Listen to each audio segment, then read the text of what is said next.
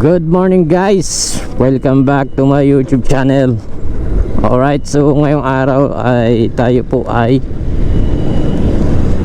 papasok na guys ng trabaho. So ito yung ating gamit, yung pinakamatipid sa lahat. Hindi tayo gumagamit ng gas.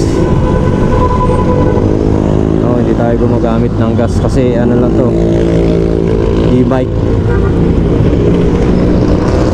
Naka e-bike tayo guys. So ang laki ng tinitipid nito. Ito ay Honda Zoomer E. Yung ano nito, yung brand. So mula po nung ito, no, konting ano lang, kwento ko lang, no guys. Simula po nung tumaas yung gas ay talagang nakatipid po ako ng sa isang buwan ay kulang-kulang 4,000 sa gas, no, 4,000 sa gasolina na nakukonsumo ko, no, kaya napakalaking bagay na ito yung ginamit ko na pang araw-araw sa pagpasok sa trabaho. Kasi nung nakamotor po ako, umaabot pa talaga ng kulang-kulang 4,000 o higit pa, no? Kasi minsan medyo malalayo din ang napupuntahan ko, at saka araw-araw ko talagang ginagamit yun pantrabaho, pasok sa trabaho, uwi, tapos nagagamit ko pa sa kung saan pumunta, no? Ito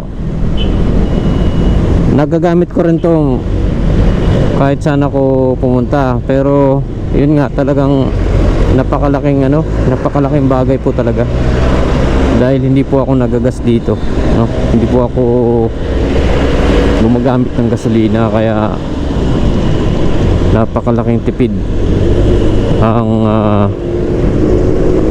nangyari simula nung ito po ay aking ginagamit, no? Araw-araw ko ito ginagamit, papasok ng trabaho, pamalingki, mula sa bahay hanggang sa aking trabaho ay abot siya ata ng 13 kilometers. Biruin mo yan, 13 to 14 kilometers mula sa bahay hanggang doon sa trabaho ko.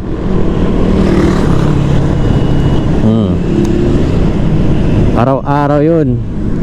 Tapos charge ko naman to every after 3 days. Charge ko ngayon, ika-3 araw saka ako mag-charge, kasi ang battery niya nasa 25%. So doon ko pa lang siya charge.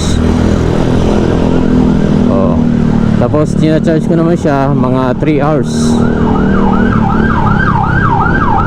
3 hours ko siyang charge.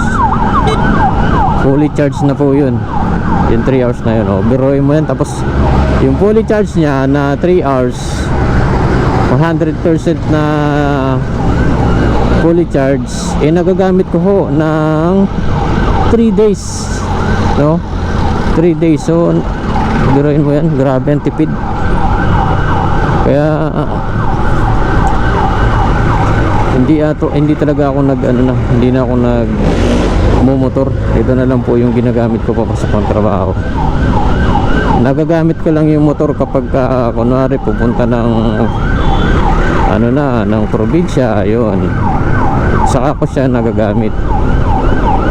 Kung ako lang ang mag-isang magbibiyahe, yun pa lang yun yung nagagamit ko yung motor. So napakaganda. Biruin mo, nung umabot yung gasolina ng 140 ba yun, 130 plus, grabe ang taas nun. Samantalang dati nasa 50 lang. Sa motor ko nagagas lang ako ng 400. Full tank na po yun.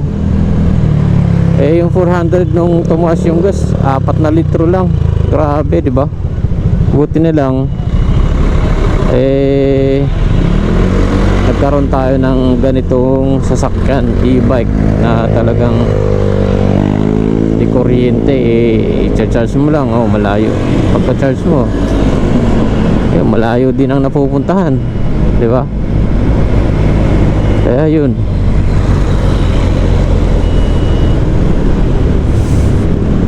Alright, so yun lang, na-share ko lang yung ating buhay-buhay at saka yung nakukonsumo natin, kung paano tayo nakatipid sa gasolina dahil nga dito sa ginagamit natin. Alright, so maraming salamat, no? Yun lang po ang ating i-share. So maraming salamat sa inyong panonood. At syempre, kung bago ka pa lamang po dito sa aking YouTube channel, ay paki-like, share, at syempre kung hindi ka pa po nakapollow or nakasubscribe dito sa aking channel, ay paki-subscribe po ng aking YouTube channel. Maraming salamat po at God bless you all.